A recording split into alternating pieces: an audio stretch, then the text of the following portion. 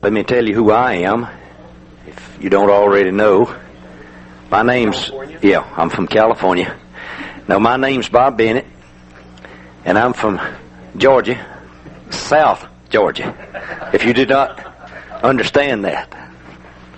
But I have one of my buddies in here with me, so I don't feel quite so bad. But I've been calling for 27 years. I've been in the record producing business for 5 years. I've been recording for 14 years. I'm a retired Department of Air Force personnel manager. Excuse me. And I don't know nothing about music. No, I'm just kidding you. I hope that what we can do here today will give you some insight to what timing might be in the way of square dancing. I don't see my other counterpart that's supposed to be here, Don Beck, but I'm sure he will be here. On my right, and we won't introduce him again, but on my right is Mike. I'm going to see if I can get it right. Degmetich, right? I got it. And he's from California. He went to school at San Jose College, and he's been in the calling business about 25 years. Now, he hadn't been in that long. I really don't know how long you've been in it, but it's a long, long time. He's well known in the square dance world, and he's going to work with us on this. And Don Beck is supposed to be here, and we'll sort of wrap up things, what we're going to do. Don, as you heard yesterday, has quite an education in square dancing himself, as well as an education from the learning books. I'm also a University of Georgia product.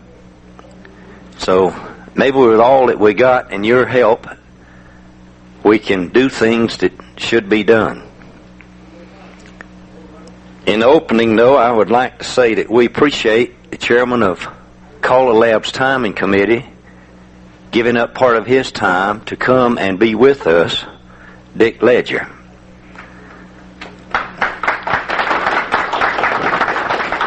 I wrote Dick and asked him about some things in timing. He wrote me back and gave me some things that I'm sure that he doesn't care if I use or quote, because I don't believe he would have gave them to me if he had not expected this.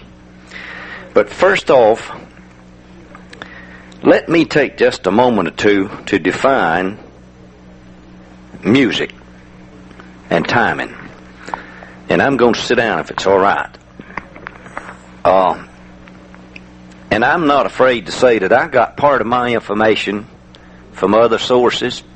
I also got part of my information from my guitar instructor's mother, who is quite a musician herself, and several others, and from the college at home, which also has a music school. So these things that I'm going to tell you are not mine altogether. Some of it is, some of it's not. But these things came from the people or professionals who are supposed to know what music and timing really is. And they define music like this, that it's an art of putting sounds together in a beautiful and pleasing arrangement. The science of music involves the study of principles of melody, harmony, and rhythm. Beautiful or pleasing arrangements of sounds, especially as produced by voice or instruments, are most appreciated. And timing is defined that timing is a rhythm of measures of pieces of music, marked by divisions of music into bars, and usually denoted by a fraction, the numerator indicating the number of beats to a measure, and the denominator indicating the time value of a note receiving one beat.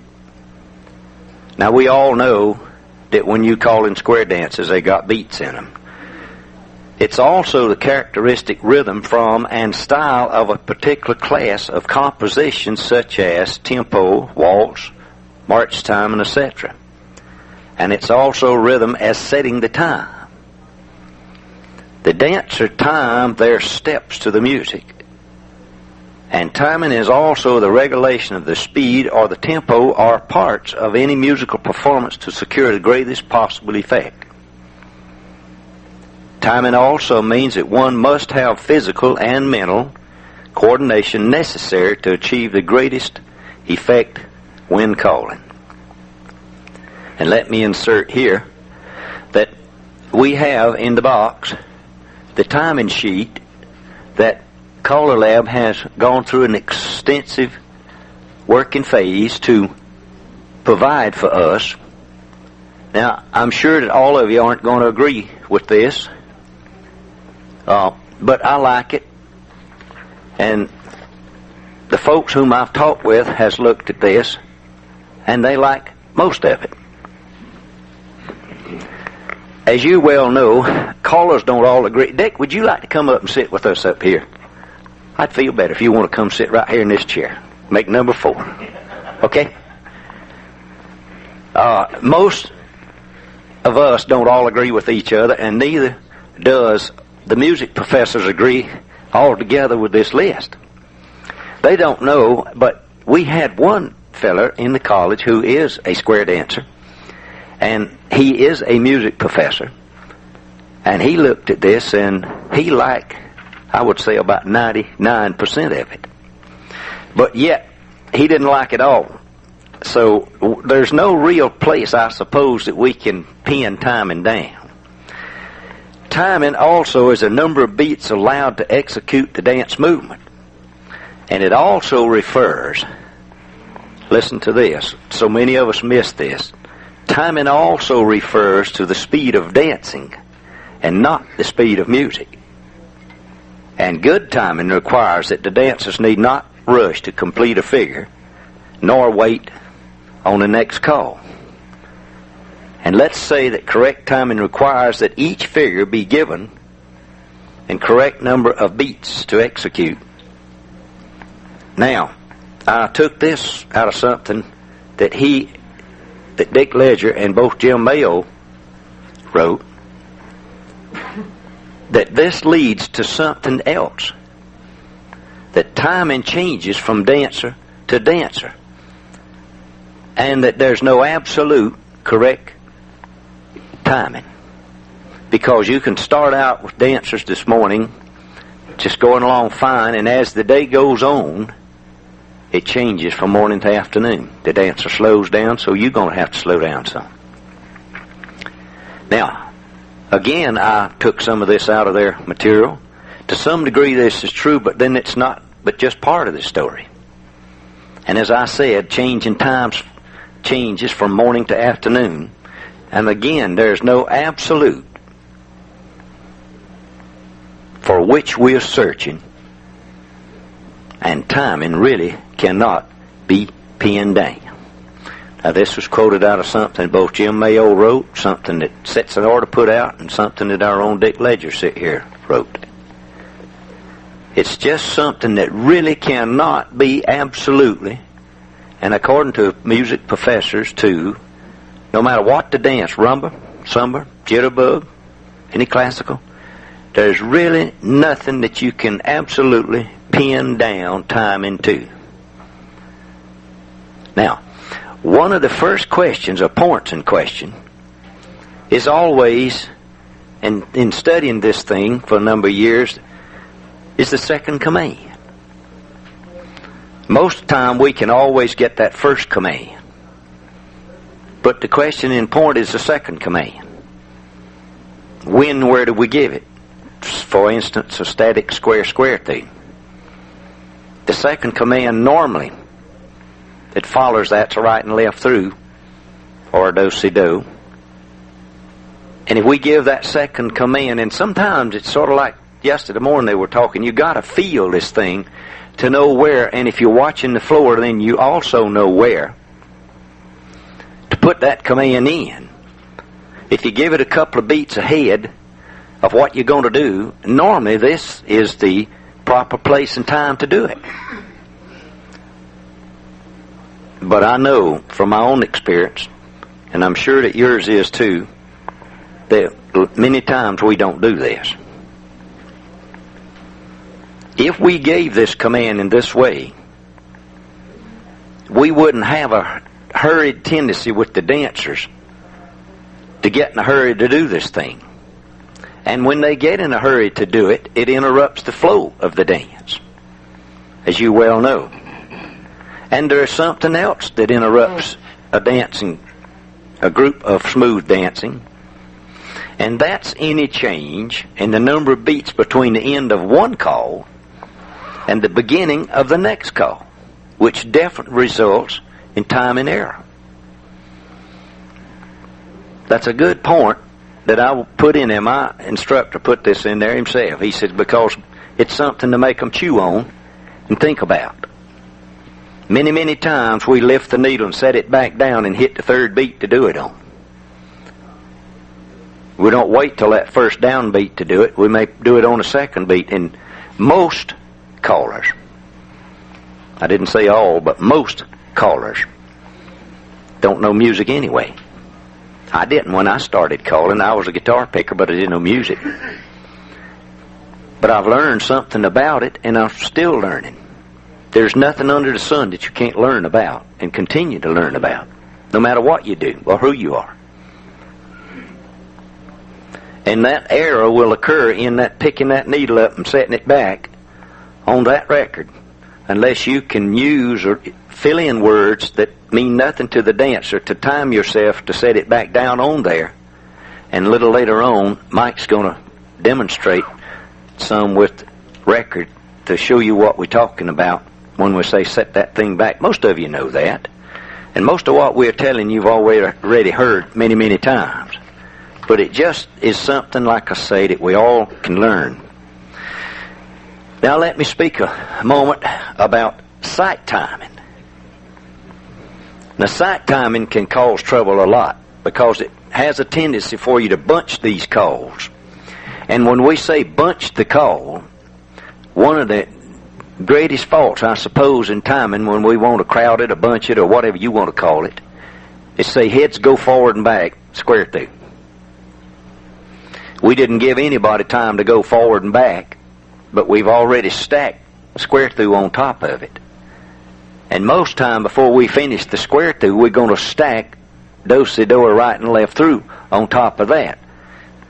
We're not giving them the right beats to go up and back, and therefore you got those dancers hurrying again, and there's a thing later on that's called clip timing in this. And that's what happens when you start stacking those calls. One of the second troubles in sight timing is the adaptive ability of a good dancer. The experienced dancer will learn how to take that shortcut and get across.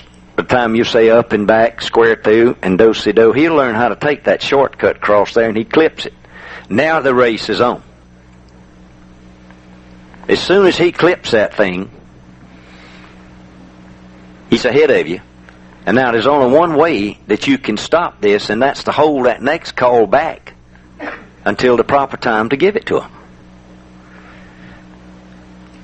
And it's really not easy to do, because if you're not careful, that dancer's already waiting on you there. But you're going to have to do it if you're going to put them back in proper time, and you've got to hold it back and learn then not to crowd or to bunch those calls one on top of the other and give it to them. Choreography is another thing. That causes trouble. If you're too slow in that choreography, it can cause you trouble too. You're going to build up a process of stop and go, and the dancers are going to build this in for you. They're going to build a stop and go process in for you.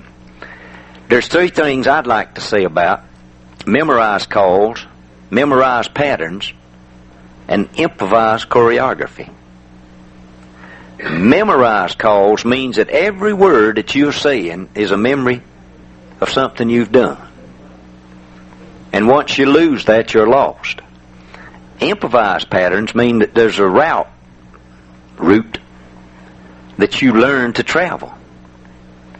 And improvise choreography means that the caller makes it up as he goes along. So therefore, his pattern of his words should be fitting in with the music to get him there. And if you're writing a singing call, which is a memory, or anything else as far as that goes. You got to pay attention, not to bunch or stack those words up in there, because if you don't, in that singing call, your dance is going to be a dance and a singing call, which is a relaxing at the end of your patter. He's going to be a running again trying to keep up with you. So if you're going to do this, try to keep from bunching anything that you write. Use some type of filler to keep from bunching those calls one on top of the other. Or use it as you would in your patter calling. Another method of timing works well both in the improvised and the memorized pattern choreography, and that's the use of timing pattern. One call, each time you give the call, you should be giving it on a beat. Now, we're not talking about square through. You got to put something in there that gives you 8 beats to get over here to this corner. So you got to say head square through, and then something else that gets him around to that corner. And then you got to be able to give him that next command, a beat, 2 beats, beat and a half, whatever you want to do that looks good or feels good. But you got to remember those feet are moving with that music, and the beats are carried down there on the feet. They're not carried up here in your head. Your head and all your ears hear it, and they relay it down here to your feet. And sometimes we have trouble getting it down there. And a lot of times we're not paying attention. Because if the good Lord had wanted us to talk as much as listen, He'd have given us 2 mouths and 1 ear. But He didn't do that. So He wants us to listen twice as much as He does talk. If we describe correct timing, let's consider that there may be times that you will deliberately have fast or slow timing, and this could come in your teaching process.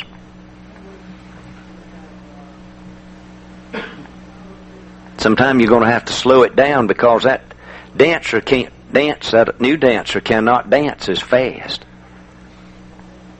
as the old dancer can. So you got to slow your record down.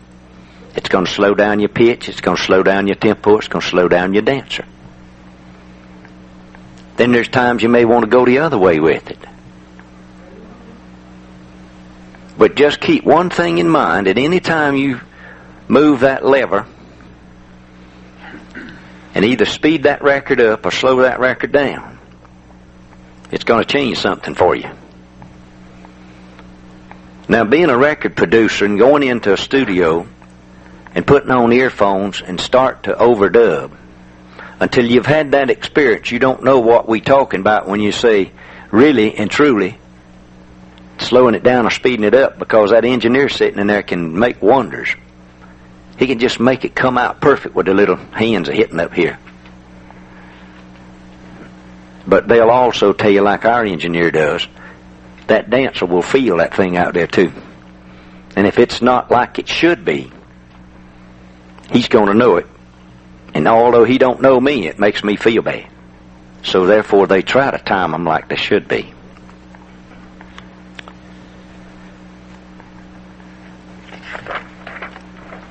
Let's remember another thing. That one of the major difficulties that's nearly impossible is to try to practice timing without dancers. It doesn't make any difference, and I know these fellas will agree with me. You can sit there and move them little men around on that board all you want to move them, but you cannot move those little men around on the board as fast as the dancer moves. So really, when you stop and think about it, it's almost impossible to practice timing by moving those little men around on the board. It's got to be dancers. And there's always a range in those dancers. There's some of them that go fast, and there's some of them that go slow. Some of them don't hear too good, and some of them don't know anything about music. But most people have an inborn rhythm in them. And therefore, it makes it awful hard at many times to make correct timing on an entire floor. So therefore, you're going to have to sort of live with what you see out there and time it best you can to what those dancers are doing. You can control a lot of it up here by having the right phrasing and wording with the music that's on the record, with the beat that's in the music, either your drums or your bass fiddle. And you can carry that if you can take that rhythm from off that record and deliver it to those people's ears down to their feet. And most time it'll get there. Now I'm going to move on because I want to, sort of like John Jones. I was talking to him last night, and he said, well, I read a lot of mine. He says, you're an old personnel man, you know that too. He said, so, he says, that's the best way to get it right, I suppose. Well, maybe he's right, maybe he's wrong, I don't know. But let's list a few techniques in square dance calling. Rhythm. That's the beat or the pulse of a music, downbeat or upbeat.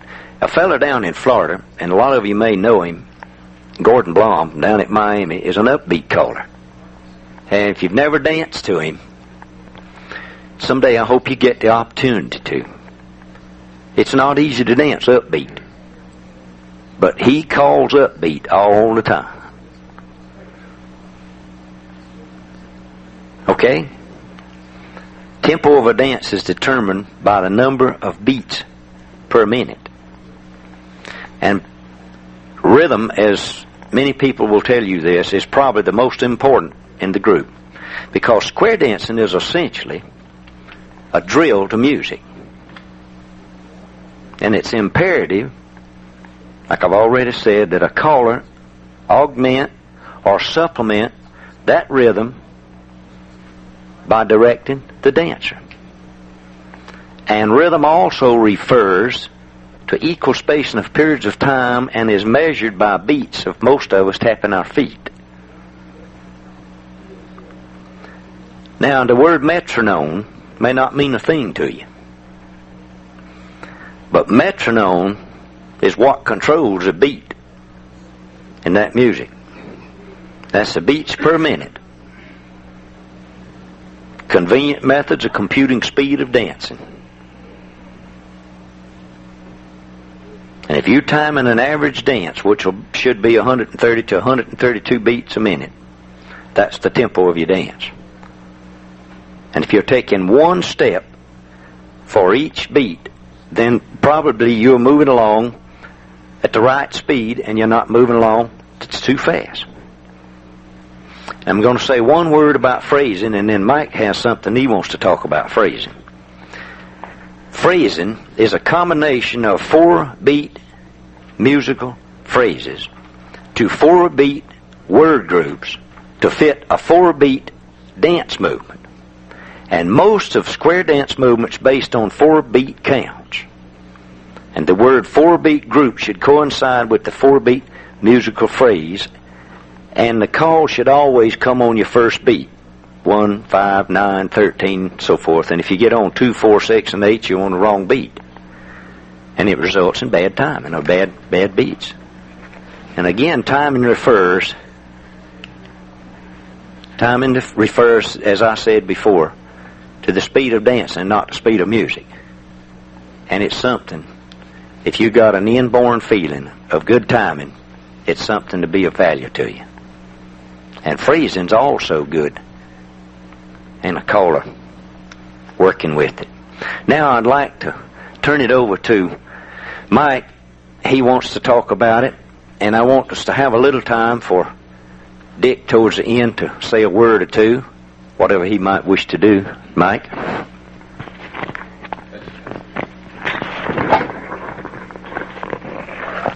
We're not going to let Don do anything. Actually, Don was a good example of timing, I would say. If you saw him and his group, Larry, Curly, and Mo up there on the stage the other day, you notice them? That was timing. Now, if that had been a cartoon act, it was perfect timing up there. You guys did a beautiful job. But Timing is something that, again, I think Bob had the right idea. It's an ingrained type of thing. You really have to kind of feel it. My approach to timing was one that I think the number of beats per minute is an important part of it, but there's a lot of other aspects to timing that are important. One of the things, when do you start a dance? What do you use to start a dance? What kind of gets you to deliver that dance great? And if the dance goes off good, and you're at a dance at somebody, you say, gee, boy, that really started great. You have to recognize that didn't happen by accident. Somebody really set it up, knew what he was going to start with, knew how he was going to handle it to do it. If you've been at a dance where everything just sort of flowed along, and boy, the dance is smoothly, and if you think that was by accident, you really don't know timing. In fact, I once did a dance in a place called Greenville, California, and they have a spring floor. And if you've ever danced on a spring floor, literally a spring floor, it's suspended on a piece of wood. And as you call, the dancers' heads are bobbing up and down a good 6 to 8 inches. And it's sort of a mesmerizing effect because the shades on the window, they have little drapes on the window. And as the floor would go down, the drapes would come in. As the floor would go up, the drapes would go out. And pretty soon you're sort of mesmerized and when you turned and put the record on, you shifted the needle, you could see all the heads bobbing up and down and the shades just sort of sitting there fluttering, and you really got an idea of what timing meant when you did that. But these people, because of that floor up there, have learned to dance very rhythmically, and they dance to the good timing. And if you don't have timing, you would really notice it up in that area there. It was interesting. If you ever get a chance to call a dance on a spring floor, call it, and you'll know whether you have good timing or not. Another thing, that if the commands start at the beginning of the musical phrasing, which I was talking about, and if they don't have a lag time, one of the examples that one of the examples that they used up there was swing through, spin the top, right and left through. And if you call swing through, spin the top, and then there is a pause, and they have established that long tidal wave before you call right and left through, you've lost the timing because there has to be some adjustment to the dancer. The dancer has to make an adjustment at that point. And you don't want the dancer to make an adjustment. The more you can have them flow from one move into the next move, that establishes good timing for them. Another thing we don't really take into consideration a lot of times is the physical hall conditions and what's happening at a particular dance that can really affect how timing will work for that particular dance. Is the square, do you have a crowded hall? If you do, are you going to have now small squares because people are crowded in and they're going to have to be taking their time walking around? Are you going to have interference from people in other squares bumping into people? Are you going to have that kind of a thing? That will affect the timing of the dance, that you'll have to have a delay waiting for them to get there.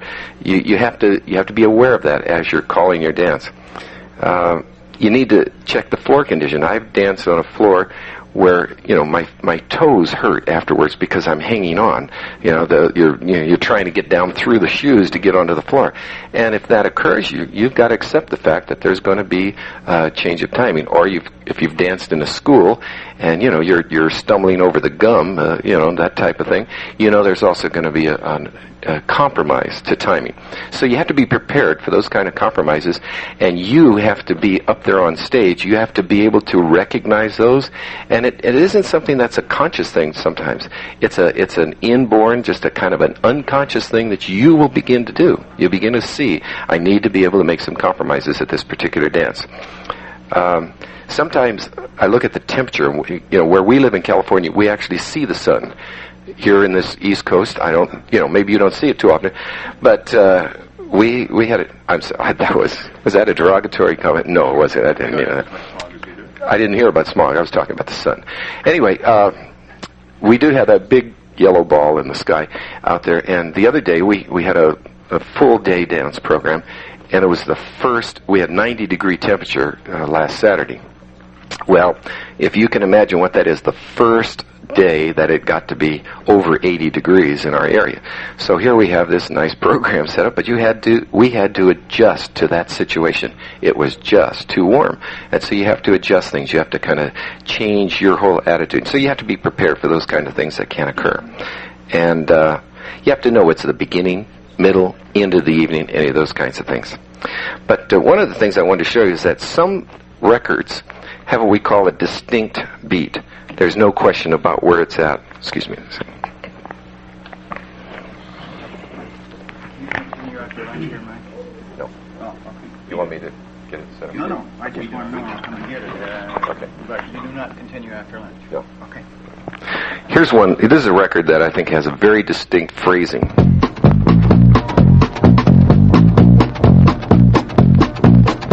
There's no question of where that's at. You can hear the beat. You can follow that beat along. You shouldn't have any difficulty calling on phrase. Bow to the partner, corners two, and then do the right and left through and turn. You know, it fits. There's no question about it. This is a very popular record, but I don't have so much difficulty as my dancers feel uncomfortable with it.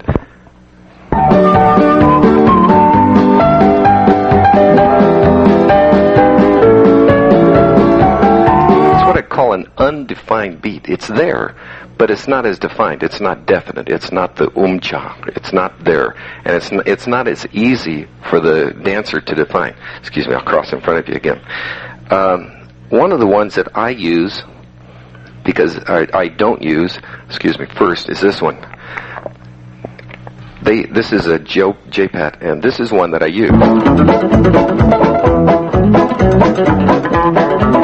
Dancers would have no time keeping the timing to that.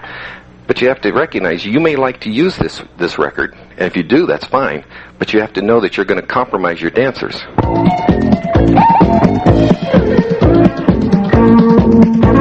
And the compromise they're going to have is not, the beat is there, but there are some other things happening within that music. And whether they're going to follow the beat at the beat that's there, or they're going to follow some of that other rhythm that's in there. And so you have to know that those things can occur, and that you need to be prepared to compromise yourself for that. One of the ones that I find has a strong beat is and this is because it's a 4. 1, 2, 3, 4, and 1, 2, 3, 4, and 1, 2, 3, and 4. If you can't call to that, then you're going to have some difficulty calling, because that has the musical phrasing is perfectly explained. It's very definite. You shouldn't have any difficulty doing that. One of the calls, of course, that most gives us trouble is grand square. And the reason it gives us trouble is that we typically clip the timing, or the worst thing we do is we don't start it on the musical phrasing. And I don't know if you ever have this record. This is a little pop record, but I have no trouble teaching grand square when I teach them this, because I say sides face grand square 1, 2, 3, 4, 1, 2, 3, 4, 1, 2, 3, 4, 1, 2, 3, 4, and they never have any trouble. But try that with Moonshine. I've tried to call a grand square. First of all, you've got to get the right at the beginning of the phrasing of the music, and then to be able to feel those 4 beats each time. So know that if you're going to call a grand square, especially if you're going to teach grand square, and you want to make sure their timing is correct, use a record that has that good, strong musical phrasing to it, and it'll make it very easy to do that. This, by the way, is called Freddie and the Flea. Anybody has one, I'd sure like to get another copy of it, because I use it a lot. Anyway, so that's just a little idea of what you can use with some of the, I have a chord problem there, with the music. Also, some of the things that can also affect your timing. Can the people hear you in the back? If there's going to be a delay problem from the time that if you're not distinct, if you talk funny, you know, like Georgia people do, well, then there may be some difficulty. I mean, if you're in California, you understand. If I go to Georgia, I'd have some difficulty being understood there. But you do need to be clear, distinct. They need to know what you're saying. And so you may have some delay. The time it takes for them to hear, understand, change it into English, and then give it to their feet to do. So there may be some difficulty there. But I know that he says he doesn't have that problem when he calls, so I don't know. There are some other things that can affect timing. The irregular flow of your calling. If you call, do a right and left through, pass through, turn the girl, star through, pass through, trade by, do a right and left through, swing through, boys run, bend the line. If you do something like that, you give them a regular flow, and they're going to tend to go with that. They're going to kind of speed up as you do the calls, and then they'll kind of wait, and then they'll speed up. They'll do what you do. If you have a rhythm to your music, you'll find that they'll follow along with it, and their timing will fit together very nicely. Something else that can affect your timing is if you're going along and the end of the record occurs, as you've all had that happen. And so you're calling swing through, and the boys run, bend the line, walk up to the middle and back, then pass the ocean, relay the deucey. Hurry up, get over there. And all of a sudden, they're not quite finished, but... And so you do this to it. There's two thoughts on that. One, Ed Foote feels, well, you know, if you're going to have to change the music, if you're going to have to switch your needle around, do it in the middle of something like spin chain the gears or relay the deucey. Then you have that shift feet, but to get back into timing again. I have a feeling that I'd rather not do it on the long call. I'd rather do it in something where I can, a short call, and I can give them something else to do. A guy named Larry Ward uses this technique. To say, relay the deucey and half right, the boys go left 3/4, and the girls move up and grand swing through, and then boys run, and then heads walk to the middle and back, and a right and left through, and turn the girl, and star through, and pass through, and trade by, and left Allen man, a corner girl, and a right and left grand. And he does something like this. He will stop the music, let the music do, and with just his voice, keep the rhythm, keep the timing going until he's ready to put the record back on, and then he'll stick the needle back on when he says do a right and left grand, and then he'll hit you right there. So there are some various techniques to have you keep good timing for your dancers. Okay. Let me just make sure I did what I wanted. There's another thing that will help you, body flow. If you have touch a quarter, walk and dodge, partner trade, something like this, or you have, and then you say pass through, wheel and deal, do a double pass through, put centers in, and then wheel and deal. You're going to expect that there's going to be a jerk, bang, back. You're going to have a change of body flow, and that's going to affect the timing of your whole dance. Star through and veer to the left is going to affect the body flow of the poor woman who has to do that jerk, and then switch directions again. So you need to be concerned if you have good body flow, if it fits the musical phrasing of the music, if you have good rhythm in your voice and you're delivering the calls in a nice, smooth, comfortable flow, you'll find that timing will be very effective. So that was my feeling on it. Don, would you like to? This is Don from the Larry and Moe Show. Where? Thank you, Mike. I guess one of the first things I think about when I come into timing here is how poorly I timed getting here. My apologies, I misread my reading of the schedule and thought we were starting at 11 and thought I was going to be early for a change.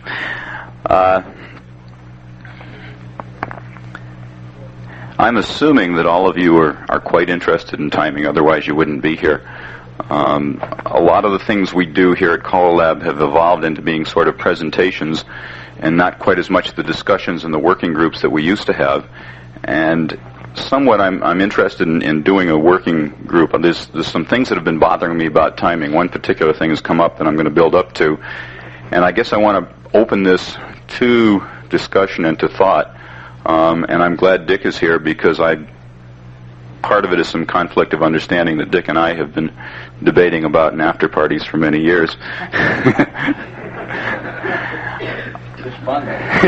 Of course. Yeah, in fact, we both learned a lot, and some about timing also. I'm curious, how many of you here are in Dick's timing committee that's worked so diligently on the timing list? Okay. We did a session on timing a few years back, and Dick and I were two of the people on the panel, and there was a large percentage of his group was here then, and I was just curious what the audience is. Was it last year? Last year. 2 years ago. I thought it was, but when you're trying to forget something, it push it way off in the distance. Timing, I think I want to reiterate something that has been said already, but I just would like to put it in my concise words. My words are never concise. I'm sorry I said that. Basically, people move to the beat of the music. Music has a beat. People step with that beat. And hopefully if they're dancing our style of dancing properly, they're walking along and their feet are going with the beat. the calls that we use, the choreographic movements that they have to do, require a certain number of steps to get from here to there, to get around this and to do that. And each call takes a certain number of steps to get there. And if we set the music at a given tempo, whether it be slow or fast, and I take slight exception to what Bob said about we dance at 130 to 132, I think a lot of areas in our area in particular has slowed down to probably 120 to 125 and maybe even below that for comfortable dancing, but that's another topic. No matter what speed the music is at, people are moving one step per beat of music, and it takes so many steps to get from here to there. So when we're talking timing, we're talking about how many beats of music, whether it's fast beats or slow beats, to get from here to there and to get through the movements. Furthermore, when we're talking timing, we want our dancers to be able to dance smoothly from one call to the next. We want them to be able to dance this call, and when they get to the position where they're finished with that call, to be able to move smoothly into the next call so there's no hesitation, so there's no rushing. And the way we as callers do that is by delivering the message of what the next call to do is in time for them to do the next call at the right time, be able to do it when they finish so they know what they're expected to do when they get there without having to hesitate, and not to call it too soon so they don't have to rush because they think you're not going to leave them enough time to do it. Frequently, I'm sure you've heard callers, of course not yourselves, but other callers, tell the dancers, don't anticipate the caller's commands. You know, the guy gets up there and says, you anticipated, you shouldn't have done that. If a caller is calling properly, using proper timing, there is no way on earth a dancer can anticipate. Because your job as a caller is to let him know what call he's going to do next before he gets there, just in time so that he can do the call. If he has a chance to get there and anticipate the right or wrong call, and you haven't told him what to do at that time, it's your fault, not his. He shouldn't have the opportunity to anticipate. Now the question is, when do you deliver that call? How do you figure out when exactly to deliver the call so it's not too soon and not too late? And up until this point, I'm sure Dick and I use the same technique and agree. And I don't want to put you on the spot, but okay, how you do that, Dick and I have different techniques of doing it. And Dick and his committee has very diligently gone through for a number of sessions and come up with a list that says this call will use this many beats and this will use that many. And I think has further said that it depends on whether you're in this formation or that, and there are certain transitional things that happen to add or subtract a beat or two here and there. My technique is basically what I like to refer to as sight timing, or watching the dancers. And if I see that they do hesitate every time I call something, I realize I'm calling it a little bit late. And if I see they're shortcutting or rushing, I feel I'm calling it a little early. And I constantly watch the floor to see that they're moving smoothly from one call to the next, and that adjust my timing, adjust when I say my words to get them out at the right time. Sometimes it comes out sounding funny because I'm in the middle of some fill-in pattern and have to abbreviate halfway through a word because I know they need the call. I try and adjust my fill-in pattern later from there. I haven't figured out quite yet how, while I'm calling, to actively look down at the list, figure out the next call I'm going to call in advance, find out how many beats, find out exactly before, when, and what have you, to call it. But the difference there is that I don't do as much pre-preparation on what I'm going to call as Dick does, and the reason is because I think I call a bit more ad-lib choreography, and as many of us do, and not some of the predetermined patterns as is done at some dance programs. But either way, this list represents a lot of work, and I finally, in this conflict of whether it's worth doing the work on this list or not, have gotten some reasons from some people, good reasons why the list here exists and how I can get a benefit out of it. And I had opportunity last summer to put that to the test. And this is where the conflict in my mind comes. And this particular time I was doing a recording. I wanted to make sure that that recording was timed well. As much as I preach about timing, it damn well better come out good on the thing. And I was told that, come up with a figure the way you want, sight timing, but then take and write it down and go to the chart and put out how many beats there are and add them up and make sure they come out to 64. I think we all agree that most, 99% of our records do have 64 beats per the figure. Check it with the timing list just to make sure it comes out right. And I figure that's a good use for it. With that, I would like to do some examples, and I have 2 singing calls here that I want to have some people dance. And if we could get a square together and do some chair moving to actually do some dancing here and see what's going to happen. Both these singing calls use mainstream figures, and I will furthermore walk you through them before just to make sure that the problems, if they exist, are not lack of knowledge of the calls. I find frequently dancers have this problem. I guess callers do too. Square your set. Do we need a walk through on it? Could we have 2 more couples up, if you would? Okay, the first thing I want to do is just walk you through the figure, and I will try and deliver the timing so that you can get through smoothly. But I want the people dancing, and particularly the people that are watching, callers that learn how to look at your squares and your floors and see whether the timing is good or not, whether you have any adjusting to do. This happens to be a right-hand lady progression rather than the corner, so don't let it throw you. Let's have the heads promenade halfway. Lead to the right. Do a do-si-do. I delivered that slowly. Too late, rather. Make an ocean wave. Women trade. Swing through. Do a single hinge. Men run right to make a line. Do a right and left through. Flutter wheel. Slide through. Do an Alaman left. And promenade your right-hand lady. Actually, go back and square your set.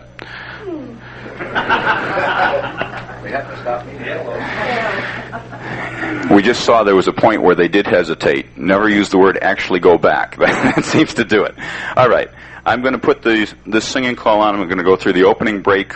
I don't want you to pay much attention to it. There's a big glitch in the fact that you promenade home and stand around and wait for about half a minute before the figure starts. Ignore that part. I'm going to dance the figure through twice, just so that you can see the dancing.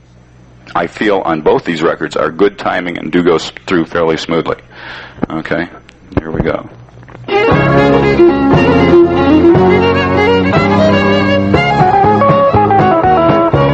Serve a lap, there's a little old-fashioned karma coming down. Just a little old-fashioned justice going round. You do an element left and then do get around, my friend. Left down the man, you're gonna weave the ring. Coming down, coming down. When you meet that lady swinger, promenade round. A little bit of sewing, a little bit of reaping, a little bit of laughing, and a little bit of weeping. Just a little old-fashioned. You wouldn't know that's him calling, would you? Hey, now those heads you promenade to go halfway. Lead over to the right, do it side, do I say. Make a way. Those ladies trade and then swing to go round, my friend. Single hinge, the boys you run, and a right or left through. You flutter wheel, go across you go. Slide through, do an element left hand promenade. It really ain't hard to understand. If you're gonna dance, you gotta pay the band. Just a little old-fashioned karma coming down. Hey, now those heads you promenade to go halfway. Lead out to the right, do it side, do I say. Make a wave. Those ladies trade and then swing through the round, my friend. Single hinge, the men will run and a right or left through. You flutter wheel, go across you go. Slide through, do an element left hand promenade. It really ain't hard to understand. If you're gonna dance, you gotta pay the band. Just a little old-fashioned karma coming down. Circle to the left.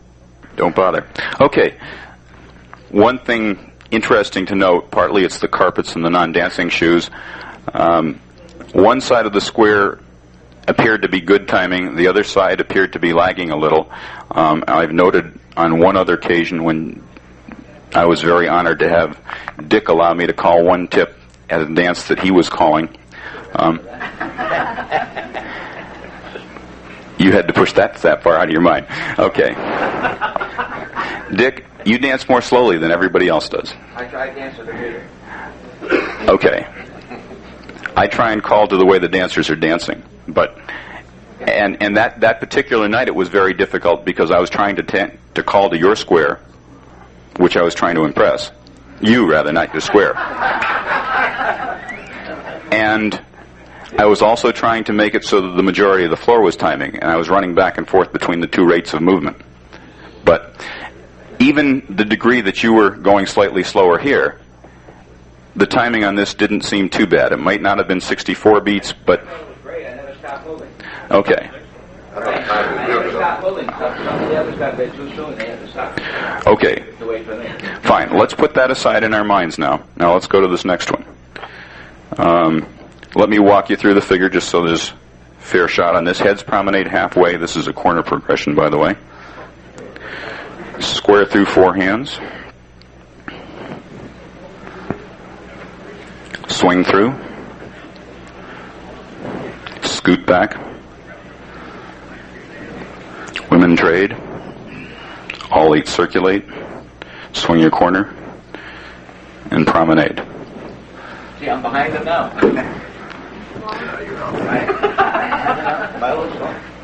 Just more deliberate. Okay, on this particular one I'm going to do the same thing. We'll go through the break, the opening break, and then twice through the figure. The first one was the record that I did record this past fall or summer. This next one is one that John Jones recorded, I'm not sure when, but John Kaltenthaler told me about that this would be a good example to use, and I had purchased it and worked with it and find it is also good timing and meets our needs here.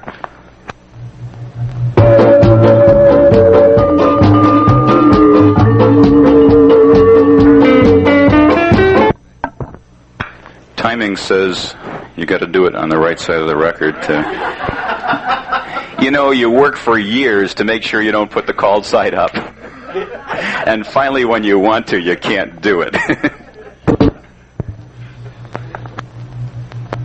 I knew he was going to start there sometime. Side space, grand square. I want to see me in your eyes. Eyes burning with fire as you love me. Ladies chain, oh, chain 'em back home so nice. Promenade. With dreams of living in paradise. Kids promenade and go halfway around now. Square through, stay here in my arms. Swing through now, scoot back. Ladies, you trade, all 8 circulate and swing, then promenade. And now you're in my arms, one kiss away. Heads promenade and go halfway around now. Square through, stay here in my arms. Swing through now, scoot back.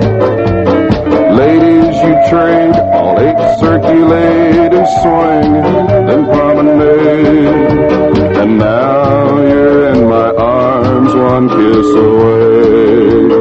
Side space, grand square. Okay. Good. Again, you'll agree the timing was basically very good, and maybe a beat or two off either way. Let me have ask one question, just something I noticed. Which one did you feel more rushed in? Did you feel it all rushed in either? Basically, they were both good, smooth dancing. Okay, why don't you, I think for now, just sit down and thank you. You might as well leave the chairs back just in case we want to talk about it. But now let me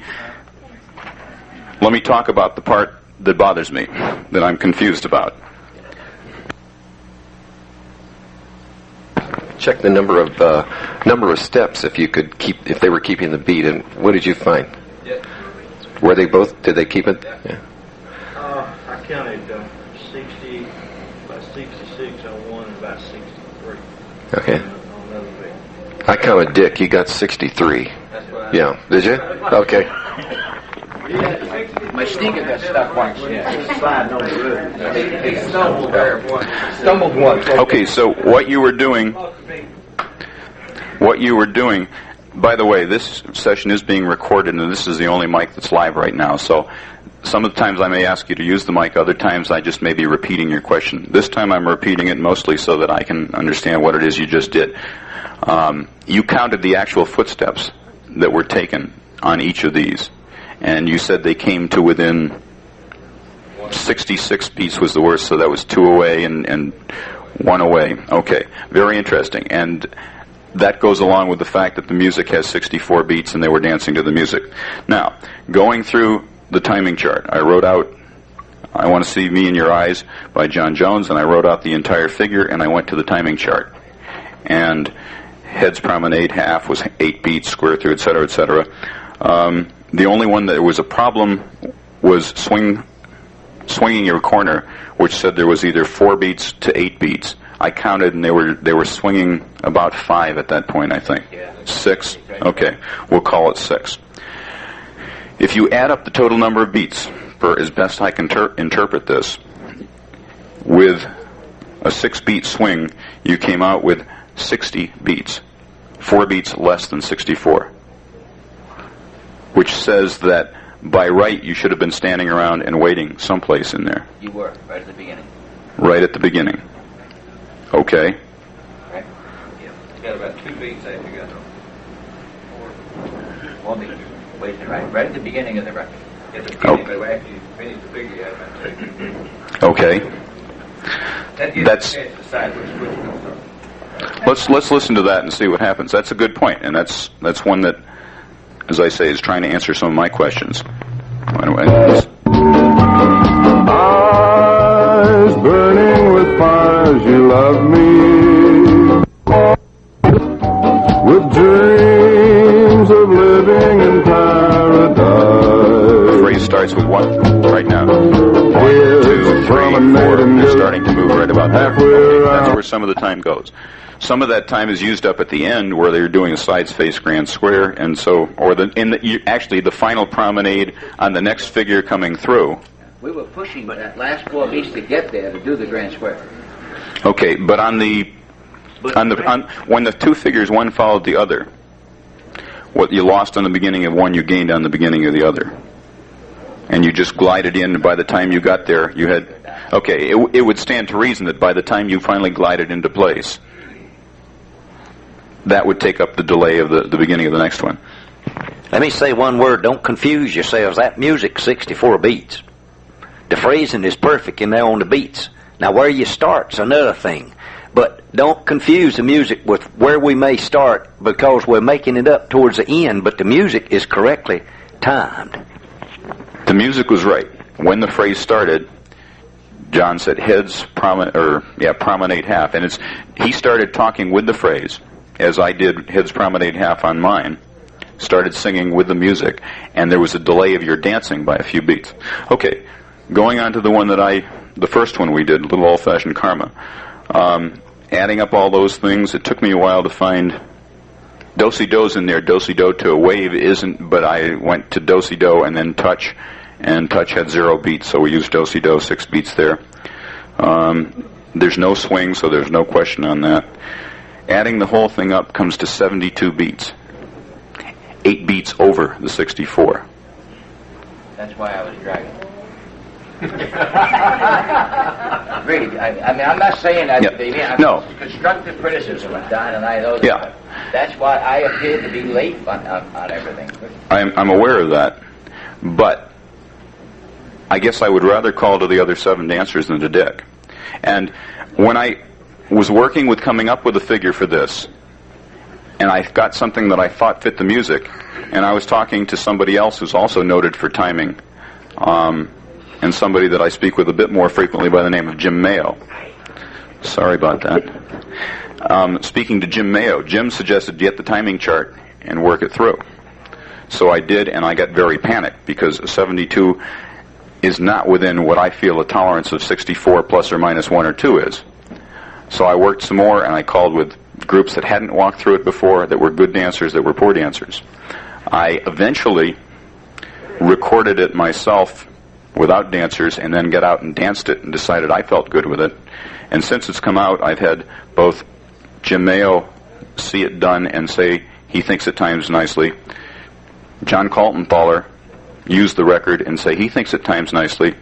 And Dick Ledger here say that it timed very nicely, even though there might have been a beat or two that he was delayed a little. My question is, where is the discrepancy? 8 beats is a lot. Where does this, how do I use this if it doesn't help me on that point? And I guess I'd like to be open for ideas and comments on this. Yes? Doesn't the timing change according to the dancer's position? The question is, doesn't the timing change according to the dancer's position? Yes, it does. And some of the chart says that if I do it from a box, an 8-chain through setup, I can use one count. If I do it from lines, I use another count. Flutter wheel didn't give me the lines thing. It only said squared set, so you might take half a beat off of that.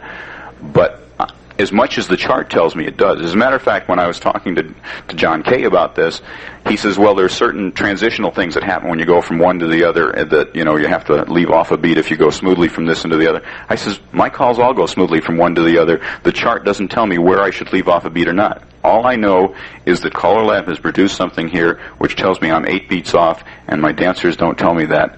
No, and that's where it is, though, in your body flow. That's such a smooth that hinge and boys run.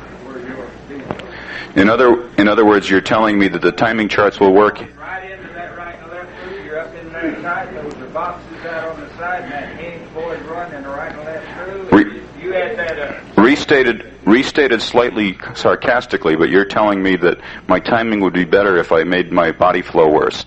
I refuse to do that. But however, here, the timing for those is based on a flat-footed start. Timing on the CALLERLAB sheet has to be based that I'm standing here at a 1, 2, 3, 4 for an inch. Then okay. A 1, 2, 3, 4 for a Roman. And you say hinge, boys run, and a right and a left. But they're still manipulating each call, and none of them are physically overlapping. You go to this, you go to that, you go to the other, and all I'm saying is that if this is going to be a useful document, it doesn't seem to make too much sense as to why. Let me cut you off for just a second. Bob indicates we're running low on time, and what I'd like to do is turn it over to him and have him field as much discussion as he feels he wants to go with that until the time runs out. But I do thank you for your interest, and I am trying to get some thinking stimulated and really thinking that I'm not only a bug on timing, I'm a bug on flow and all the other things that go into smoothness. And I would like that maybe CALLERLAB could go in, and as much as Dick's work is done with coming up with this list, maybe it's time to open the bag of worms again and study a little further and find out how to understand this kind of a problem. Thank you, Don. I want to ask, if I may, we're going to run short of time. I want to ask Dick if he will just comment for a minute, on just a second or two on what we got, and then I'm going to wrap it up. Okay? Dick Ledger. Okay, I'll make it very brief. As a matter of fact, I'd like to have that same square up without me in it so there won't be any hesitation. Can I get that square up real quick? Do I have 2 minutes to do this? Okay.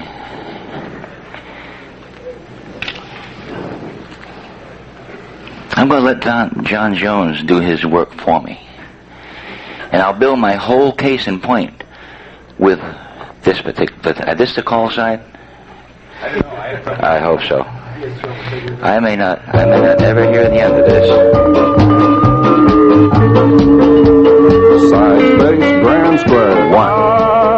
I wanna see me in your eyes burning with fire. You don't move much better than I do. Ladies chain, oh, chain 'em back home so nice. Promenade. Notice John is cueing everything along all through that break. Dance is beautiful. Heads promenade. Heads promenade and go. Square through. There's your 1. Square through. Stay Swing here through. in my arms. Swing through now. Was this scoop back? Scoop back. Girls trade. Ladies, you trade. All eight. Circulate. Swing. And swing. You got to pick up this one right here. Promenade. Here's your 1. And now you're in my okay. arms. I'm trying to eliminate that 4 beats. Heads, keep going. Promenade. 1. Heads promenading good. In the middle, sway after Halfway 1. around now. Good swing. 3. Stay Swing. here in my arms. Swing Ready to do now. a scoop back and don't rush, Scoop please. back. Girls, trade. Ladies, you Circulate. trade. All 8 circulate Swing. and swing. Then promenade. Promenade. And 1. now you're in my arms. One kiss You'll find it away. comfortable for the grand square. Side space, grand square. I wanna wish see I me in could your sing like that. eyes. Reverse. Eyes burning with fire as you love me. All ladies ready to chain. Oh, And he's cueing it. That's what makes a good dance chain back. nice promenade. Promenade. With 1. dreams Okay, of but no living problem. in paradise. There's the 4 Side.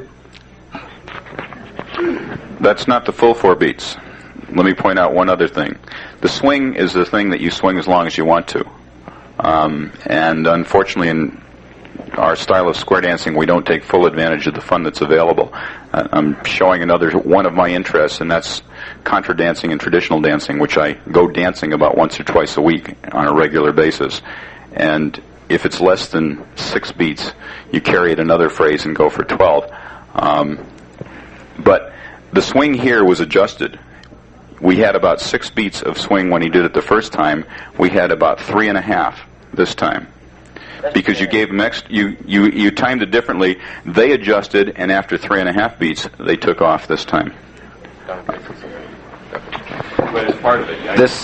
This also points out what we were talking about the phrasing of the music. What John was doing was he was starting you on the 2nd and 3rd beat of the phrase rather than on the first phrase. And what Dick was doing was adjusting that. He was compensating for that by giving you the heads promenade at the point where you started it on the musical phrasing. So it was perfect. It worked out for the musical phrasing part of this also. Actually, my biggest question was not with John's, which was only 2 to 4 beats under. In fact, you did have extra time. Was with mine, which was 8 beats off in the other direction. And I want to know, for my own knowledge, how you get there. Or I think we all should try and figure out how you can make up those times without having to rush. Thank you, gentlemen. But let me get you to bear in mind one thing. Those records are perfectly timed. No matter how the timing chart says we ought to do those calls, those records are perfectly timed, 64 beats in each 7 phrases. Let me say one quick thing. The most difficult part of this entire process is deciding on and then remembering the right number of beats for the execution of what you're going to do. And the only way is to build a habit in allowing yourself correct timing. It's the only way we can do it. Let me again say, from myself, Don, Mike, Dick, and you folks, because if it wasn't for you, we couldn't be here. Thank you for coming and putting up with us. And maybe you've learned just a little bit from what we have said here, and you can go back home and use it, work on it, and maybe it'll do you some good. In this time and session, we want to thank CALLERLAB for giving us the opportunity to present this to you. Thank you, and have a good trip home. There is some timing charts if you'd like to have one or two, okay?